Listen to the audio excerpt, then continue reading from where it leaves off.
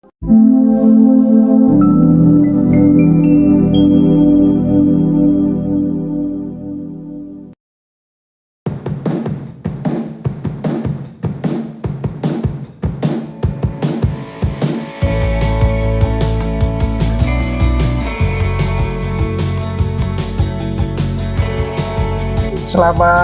pagi Pak Fuad. Selamat pagi Pak Slamet.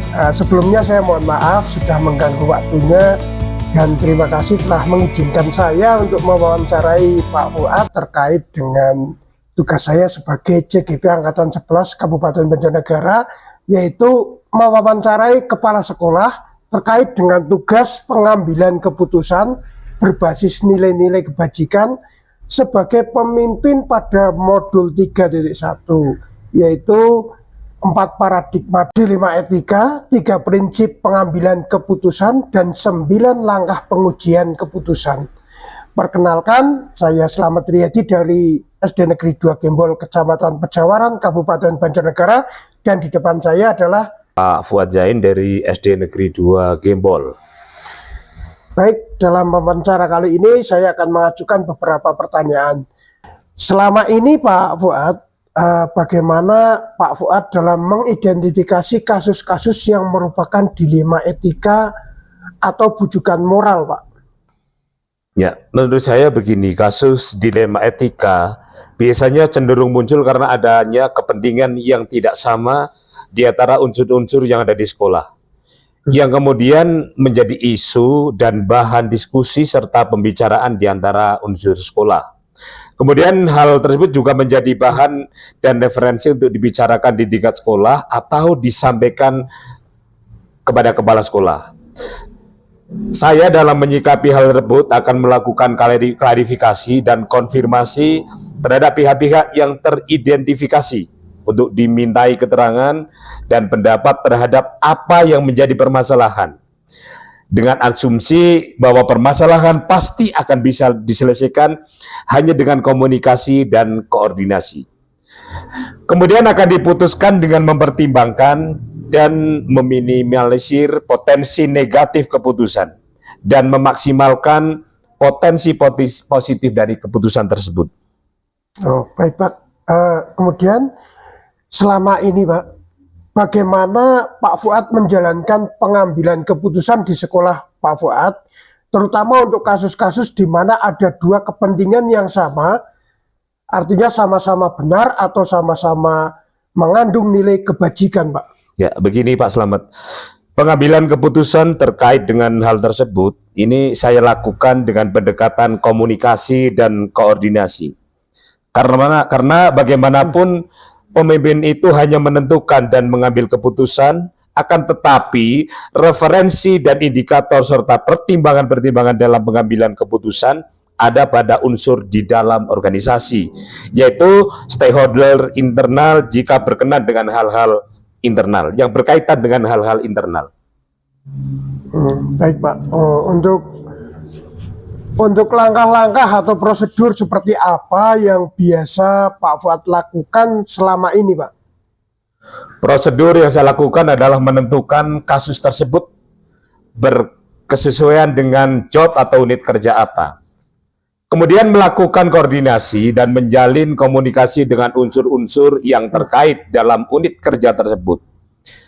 Meminta pandangan-pandangan dari unsur yang ada dan nantinya akan menjadi dasar dan pertimbangan dalam pengambilan keputusan.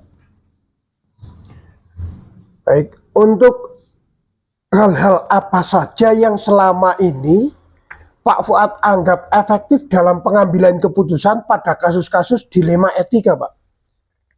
Menurut saya, hal-hal efektif dalam pengambilan keputusan adalah senantiasa menjalin dan menjaga keberpihakan melalui kebersamaan dan komunikasi dengan unsur pimpinan, terutama yang dapat memperkaya referensi kita dalam memutuskan kasus dilema etika.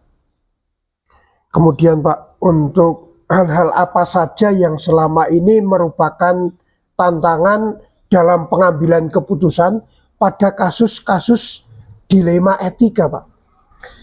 Saya rasa tantangan yang ada, yaitu tantangannya ada pada tataran. menyesuaikan diri terhadap keputusan yang sudah diambil dan tidak mungkin bisa memuaskan kedua belah pihak. Akan tetapi, paling tidak meminimalisir kekecewaan karena proses pengambilan keputusan sudah dan dilakukan dengan melibatkan unsur-unsur yang relevan yang ada di sekolah. Kemudian Pak, apakah Pak Fuad memiliki sebuah tata kelola atau jadwal tertentu dalam sebuah penyelesaian kasus dilema etika? Apakah Pak Fuad langsung menyelesaikan di tempat atau memiliki sebuah jadwal yang menyelesaikannya atau bentuk atau prosedur seperti apa yang Pak Fuad jalankan, Pak? Untuk jadwal tertentu saya rasa tidak ada, akan tetapi substansi dan urgensi sangat diperhatikan di dalam menyelesaikan permasalahan. Karena penyelesaian permasalahan semakin cepat maka akan semakin baik dalam rangka menjaga harmonisasi dalam lingkungan kerja. Adakah seseorang atau faktor apa yang selama ini mempermudah atau membantu Pak Fuad dalam pengambilan keputusan dalam kasus-kasus dilema etika, Pak? Ya, untuk seseorang atau faktor-faktor yang mempermudah dalam pengambilan keputusan, sesungguhnya tidak ada yang khusus. Akan tetapi pelibatan unsur-unsur internal sekolah sering dilakukan untuk memperkaya referensi dan informasi.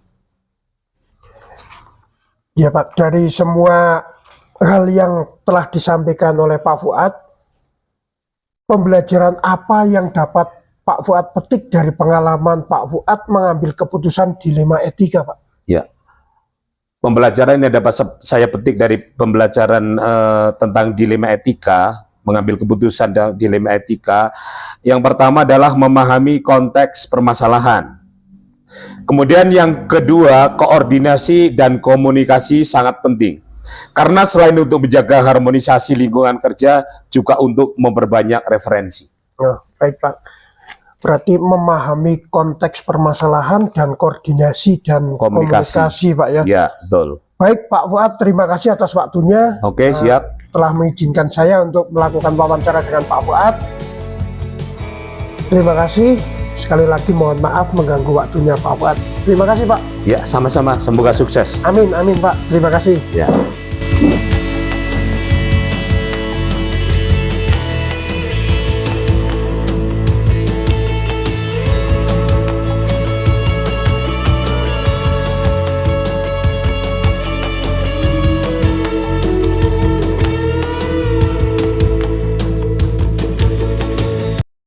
Bismillah, Assalamualaikum warahmatullahi wabarakatuh. Waalaikumsalam warahmatullahi Ya, wabarakatuh. selamat siang Pak Puji. Selamat siang Mas Slamet. Ya, sebelumnya mohon maaf ini karena mengganggu waktunya Pak Puji yang seharusnya untuk kegiatan atau agenda lain, tapi saya menyita waktunya Pak Puji terkait tugas saya CGP Angkatan 11 dari Kabupaten Banjarnegara melakukan kegiatan wawancara dengan kepala sekolah.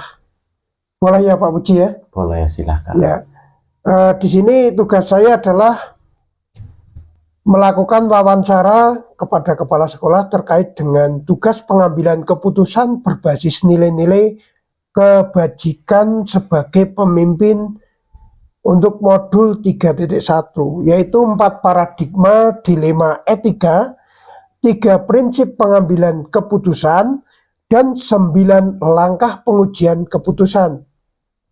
Saya sendiri Slamet Riyadi dari SD Negeri 2 Gembol, Kecamatan Pejawaran, Kabupaten Banjarnegara. Kemudian bersama saya di depan saya ini Pak Pujiono dari SD Negeri 3 Sidengo, Kecamatan Pejawaran, yang dalam hal ini sebagai narasumber atau ya, orang yang diwawancarai, salah satu tugas dari CGP Angkatan 11 dari Pak Slamet Riyadi, yaitu tentang pengambilan keputusan seperti itu. Oke, baik Pak, kita mulai untuk wawancara hari ini. Siap. Nggih. Perkenankan saya mengajukan beberapa pertanyaan Pak Puji nggih. Nggih, siap. Ya, untuk pertanyaan yang pertama Pak, selama ini bagaimana Pak Puji dalam mengidentifikasi kasus-kasus yang terjadi di sekolahan itu merupakan dilema etika atau bujukan moral Pak? Terima kasih. Saya menjawab dari pertanyaan Pak Slamet. Yang pertama, tentunya di dalam sebuah instansi, dalam kita bergaul, dalam kehidupan sehari-hari, tentunya kita menemui banyak permasalahan. Itu baik itu permasalahan yang kita dapatkan, ya, yang kita dapatkan sehari-hari, baik itu dengan siswa maupun dengan guru itu sendiri.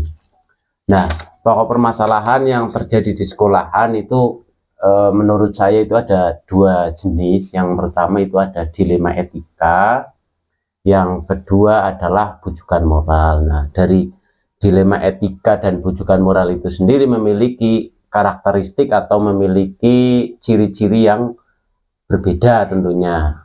Yang pertama, apabila sebuah permasalahan itu muncul kedua-duanya benar, yang satu benar dan yang lain juga benar, maka menurut saya itu adalah sebuah dilema etika.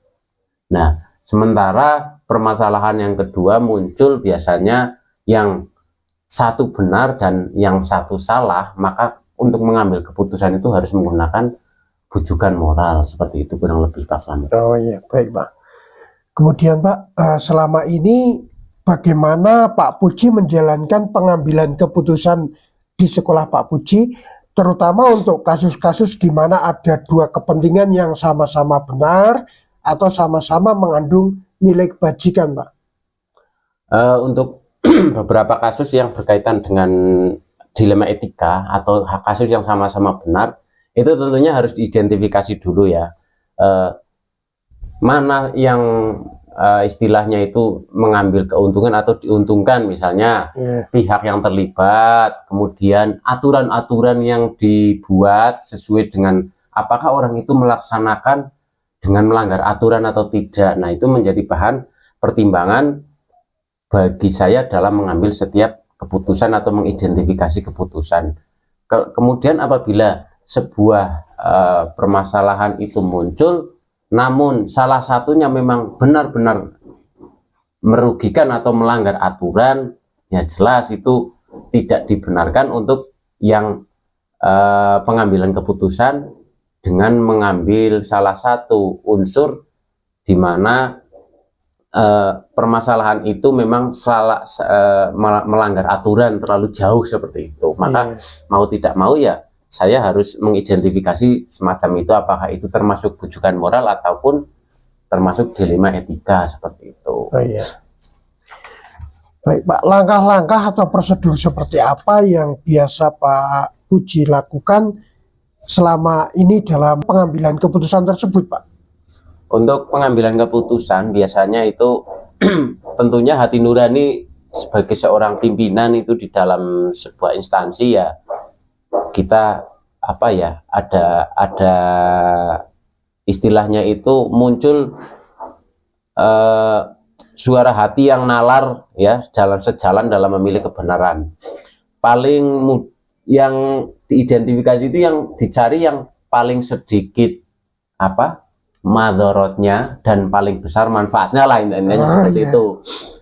Dengan baik itu peserta didik maupun dengan apa guru atau dewan guru yang ada. Nah, setelah diidentifikasi seperti itu, kita lihat fakta-fakta yang ada di situ. Kenapa orang itu melanggar aturan, alasannya apa, kan seperti itu. Kita harus punya istilahnya punya data-data yang valid lah. Anak itu melanggar aturan, alasannya apa sih? Kan seperti itu. Tidak mungkin istilahnya tidak mungkin ada asap kalau tidak ada api. Orang itu tidak mungkin melanggar kalau tidak ada sesuatu, kan seperti itulah. Untuk itu saya harus mengidentifikasi hal-hal yang semacam itu. Kenapa, alasannya apa? Nah, itu sebagai bentuk pertanggungjawaban ketika saya mengambil keputusan yang nanti akan saya ambil seperti itu. Baik Pak.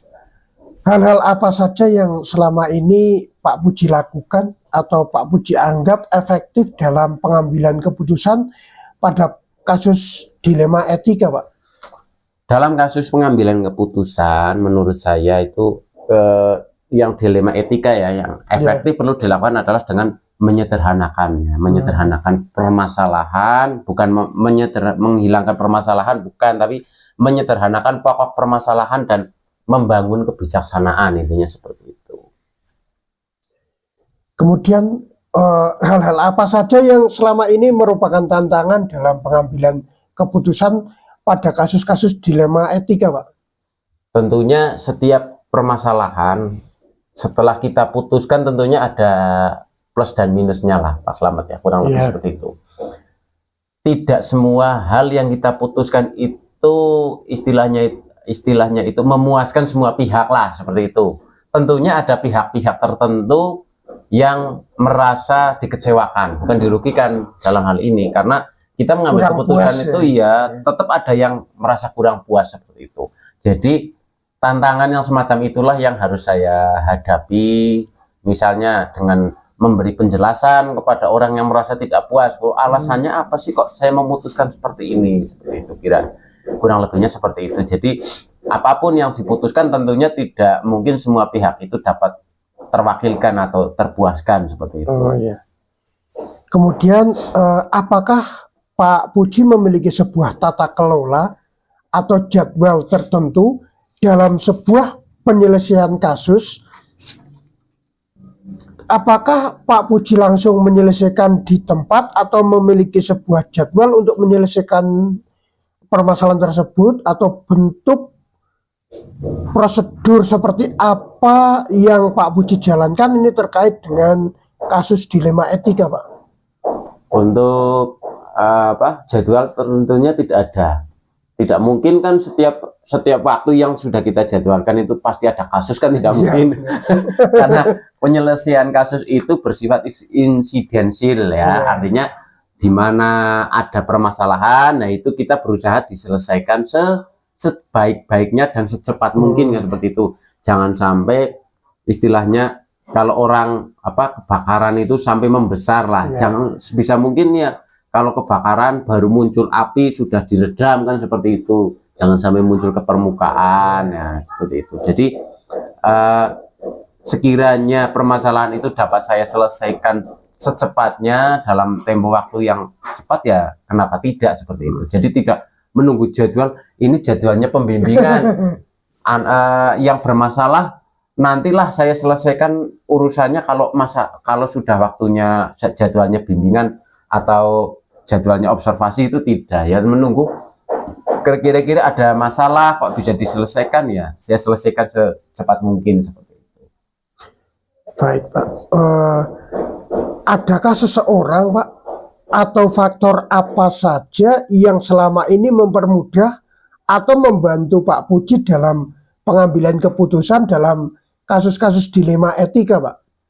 Kalau faktor-faktor eksternal, artinya faktor yang tidak muncul dari suatu permasalahan itu sendiri, tentunya yang menjadi motivasi atau menjadi panutan. Nah, menjadi panutan itu kan tentunya biasanya kalau saya sendiri itu dari pimpinan. Nah, pimpinan itu mengambil keputusan bijak, maka saya ya mengikuti yang semacam itu. Jadi istilahnya hal yang baik saya ambil, hal yang kurang baik ya saya tinggalkan, kan seperti itu kurang lebih. Jadi termasuk motivasi dari orang tua itu juga pengaruh menurut saya ya. Mereka orang tua itu biasanya istilah dalam bahasa Jawa itu orang tua mengajarkan sesuatu itu tidak mungkin sesuatu yang salah, kan seperti itu. Ibarat kata maling pun tidak mungkin kepingin anaknya jadi maling, kan seperti itu. Iya, pastinya mereka ingin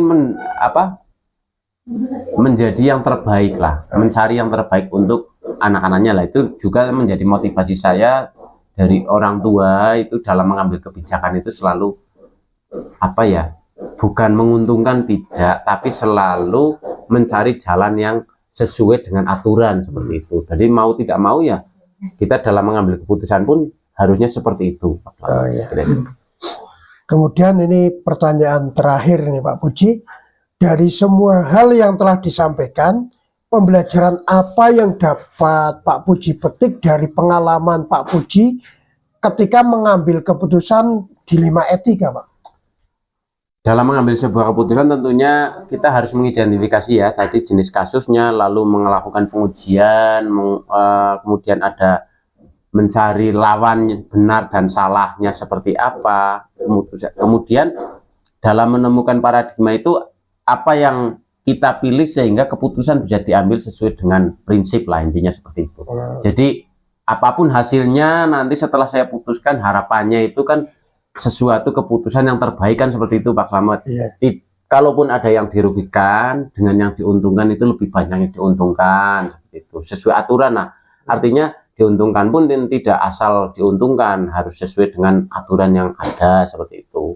Kemudian apakah memang orang itu melanggar aturan itu karena tidak memiliki masalah itu karena melanggar aturan atau tidak?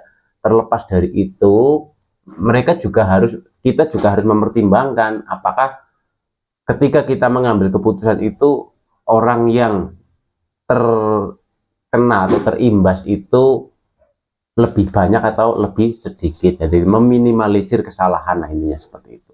Jadi harapannya apapun keputusan atau permasalahan yang ada di lingkungan kita dapat kita selesaikan dengan damai lah ya, intinya seperti itu, dengan hati tenang tanpa ada terlalu banyak orang yang dirugikan, seperti itu kurang lebih. Baik Pak Puji, terima kasih dari tanggapan Pak Puji, semoga memberikan motivasi saya dalam mengikuti modul ini dan menjadikan saya lebih paham tentang kasus-kasus yang dialami oleh Pak Puji sampai dengan penyelesaiannya. Terima kasih Pak Puji atas waktunya. Semoga apa yang menjadi tugas jenengan mewawancarai kepala sekolah, ketika saya bisa memberikan sedikit penjelasan, mudah-mudahan menambah ilmu, mempermudah dalam menyelesaikan tugas di diklat ya Pak Slamet, diklat calon guru penggerak, dan ilmunya semoga bermanfaat seperti itu. Amin, amin.